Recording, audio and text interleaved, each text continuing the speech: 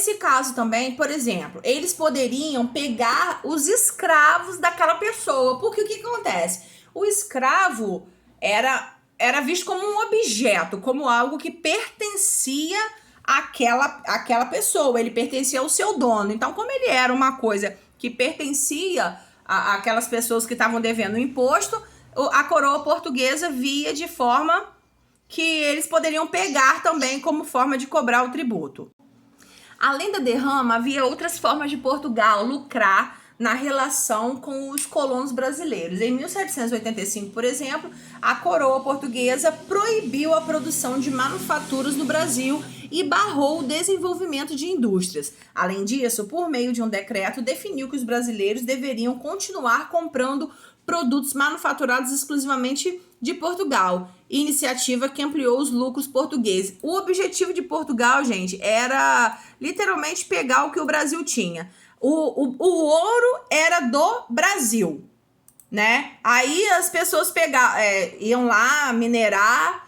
Aí o ouro que as pessoas que estavam no Brasil achavam que era, né, era do Brasil, ainda tinha que pagar um imposto em cima para Portugal. Aqui Portugal resolveu acabar com a gente viu que as manufaturas eram formas de produzir coisas com maquinário mais simples. Tinha os artesãos e a outra categoria eram as manufaturas com maquinário mais simples. Então, o brasileiro não podia mais produzir nada. Tinha que comprar de Portugal. Então, quer dizer, era mais uma forma de, né, pegar dinheiro do Brasil. Aí aqui tá aqui a terceira questão. O que fez a coroa portuguesa estabelecer uma arrecadação anual de ouro? Foi o esgotamento das minas e o consequente atraso no pagamento dos impostos pelos mineradores. Explique com suas palavras o que era o derrama. Era uma ação da coroa portuguesa para tomar os bens dos colonos a fim de completar o valor da arrecadação de impostos quando não se alcançava o valor esperado pela metrópole. Quer dizer, era uma forma de pegar o que os colonos tinham para completar o valor que a coroa portuguesa estipulava, tá? A Inconfidência Mineira. Em 1789, receosos de que o decreto de uma nova derrama estabelecida pelo governo português pudesse confiscar a maior parte dos seus bens, membros da elite mineira começaram a planejar um movimento para contestar as ações do reino português. Vamos dar uma grifinólia nisso aqui, por favor. Tá? Ó. Membros da elite mineira começaram a planejar um movimento. Ok. Esses membros chegaram a um acordo e decidiram que haveria uma revolta no mesmo dia da derrama em Vila Rica. Com esse plano, os revoltosos acreditavam que outros colonos, também descontentes com a cobrança dos impostos, se juntariam ao movimento. Entre os objetivos discutidos nas reuniões, um deles definia que a capitania das Minas Gerais seria livre e independente de Portugal. Vamos grifar isso aqui também. Entre os objetivos discutidos nas reuniões, um deles definia que a capitania de Minas Gerais seria livre e independente de Portugal. Mas o plano não aconteceu como imaginado. O movimento foi denunciado às autoridades portuguesas por um de seus membros. Vamos grifar o nome do dedo duro aqui. Ó, a gente vai grifar. Foi denunciado por Joaquim Silvério dos Reis, que recebeu o perdão da coroa referente às suas dívidas. Os demais envolvidos na suposta revolta foram presos e condenados, ou seja, foram deportados para a África. Apenas o alferes, na verdade aqui tá falando só José da Silva Xavier. O nome dele não é só isso aqui não, tá? Tem um Joaquim também, pode colocar aí em cima. O nome dele era Joaquim José da Silva Xavier, tá? Conhecido como Tiradentes, foi condenado e morto à forca, na forca. Deixa eu explicar isso aqui rapidinho para vocês. Esse movimento, né, querendo, entre outras coisas, a independência de Minas Gerais do governo português, Juntou pessoas, eles não eram bem elite. Eram pessoas que tinham profissões, pessoas bem vistas. E esse cara, Joaquim Silvério dos Reis, denunciou esse movimento para a coroa portuguesa, para que ele recebesse perdão de toda a dívida que ele tinha.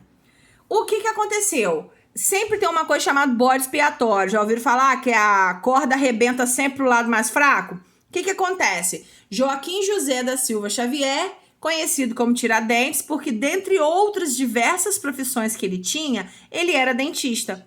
Ele foi condenado à morte. Ele, gente, olha, dá uma olhada aqui nessa imagem. Ele não foi apenas enforcado.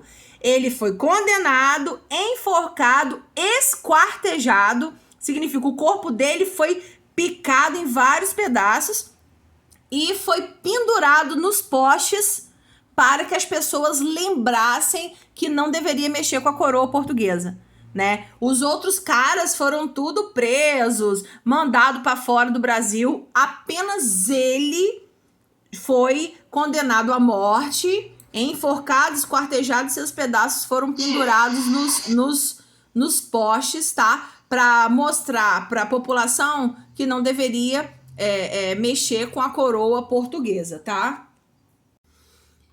O que se sabe sobre Tiradentes? O texto a seguir propõe um desafio sobre a personagem mais conhecida envolvida no processo da Inconfidência Mineira, Tiradentes. Viu? Tá aqui, ó.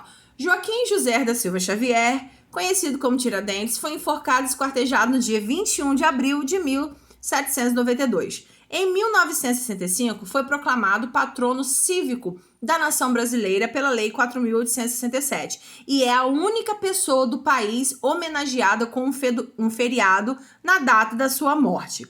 Do século XVIII para cá, muitas histórias se construíram ao redor da figura do mártir da Inconfidência Mineira, revolta colonial da qual participou. Mas o que é mentira e o que é verdade na história desse personagem histórico? Veja se consegue descobrir.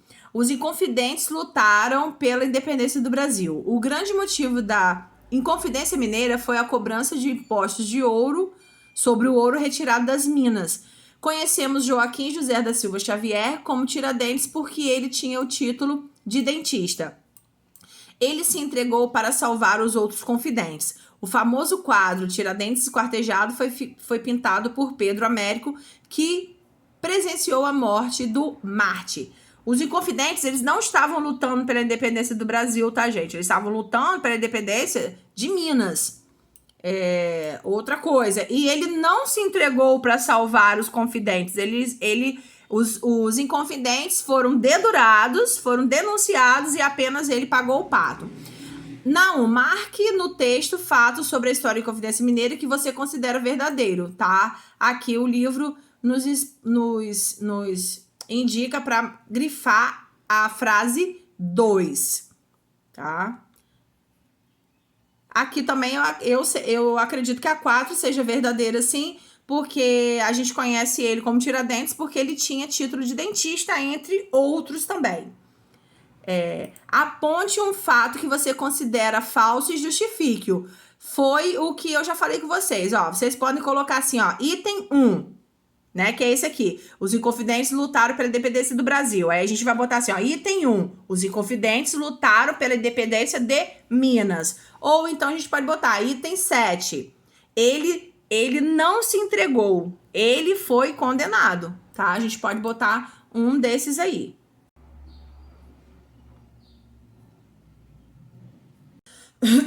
Uma família real portuguesa e um estado brasileiro. Em 1808, ameaçado pelo imperador francês Napoleão Bonaparte e temendo a invasão de Portugal por tropas francesas, o príncipe regente Dom João decidiu fugir para o Brasil. Com o príncipe embarcaram diversos integrantes da família real e membros da corte portuguesa. Dom João transferiu a sede e os recursos do governo português para a colônia, que no caso era o Brasil. Tá aqui, ó, embarque da família real para o Brasil, centenas de nobres, conselheiros, além de médicos, padres, camareiros, cozinheiros, cavalariços e outros funcionários chegaram à terra que até então desconheciam. Antes de chegar à capital da colônia, localizada no Rio de Janeiro, Dom João desembarcou em Salvador, na Bahia. Uma das primeiras medidas tomadas pelo príncipe foi ordenar a abertura dos portos brasileiro às nações amigas de Portugal. Porque lembra que eu falei, Napoleão mandou fechar os portos. E como Dom João ficou do lado da Inglaterra, ele mandou abrir novamente os portos, tá? Por isso que ele veio pra cá com medo da retaliação de Napoleão. Assim, a partir de 1808, o pacto colonial foi desfeito e o Brasil pôde comprar e vender produtos de outras nações sem o intermédio da metrópole. Além disso, Dom João determinou a elevação do Brasil à categoria de Reino Unido de Portugal e Algarves. Esse aqui era o nome do Brasil, tá? Reino Unido de Portugal e Algarves. Essa iniciativa determinou a autonomia administrativa do Brasil, que deixava de ser da colônia portuguesa. O retorno a Portugal. As tropas francesas permaneceram em Portugal durante um período, mas logo foram expulsos do território. Com isso, os portugueses passaram a exigir o retorno do rei e o restabelecimento do Brasil como a condição de colônia. Em 1821, para não perder o trono de Portugal, Dom João decidiu regressar acompanhado de membros da família real. No entanto, deixou no Brasil seu filho Pedro de Alcântara como forma de manter controle e também garantir o reinado do território brasileiro. A independência do Brasil. Em 1822, pressionado pelas elites portuguesas, Dom João escreveu uma carta ao filho pedindo que ele regressasse a Portugal. Comerciantes, fazendeiros e outros grupos da elite local exigiram que o príncipe regente ficasse no país e ele aceitou. Após diversos acordos, no dia 7 de setembro de 1822, Dom Pedro declarou a independência do Brasil. Isso significava que o Brasil passava a ser país livre, soberano, independente, econômica e politicamente de Portugal. Vamos grifar isso aqui, ó. No dia 7 de setembro, independência do Brasil. Tá? Deixa eu tá na outra página. A sua? Deixa eu sair e voltar, só um minutinho. Voltou? Voltou, obrigada. Nada. Então, aqui nós temos, ó, escultura que retrata a independência do Brasil, segundo o quadro feito por Pedro Américo. O Monumento à Independência do Brasil é um conjunto de esculturas feito de bronze e mármore, localizado na margem do rio Ipiranga, onde Dom Pedro I declarou a independência. A escultura foi idealizada por Hétero Ximenes e Manfredo Manfredi, em 1922. Subindo aqui também pra gente responder, a gente vai botar uma autocorreção, tá? E a data de hoje.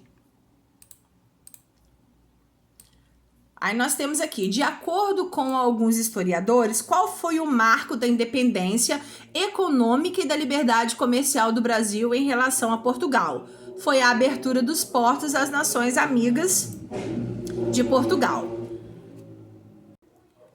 Você estudou a exploração das minas, a disputa pelo ouro e o rigor tributário na capitania de Minas Gerais. Conheceu a derrama e refletiu sobre a relação entre tributação e cidadania. Descobriu que o Brasil foi sede do governo português entre 1808 e 1821. E estudou os desdobramentos desse acontecimento. Aprendeu como ocorreu a independência econômica e política do Brasil em relação a Portugal. E aqui tem o mapa de aprendizagem, né? A construção do Estado brasileiro, exploração do ouro e o quinto, a derrama, cidadania, Inconfidência Mineira, chegada da família real ao Brasil e a independência do Brasil. Então aqui a gente encerra o nosso vídeo de hoje.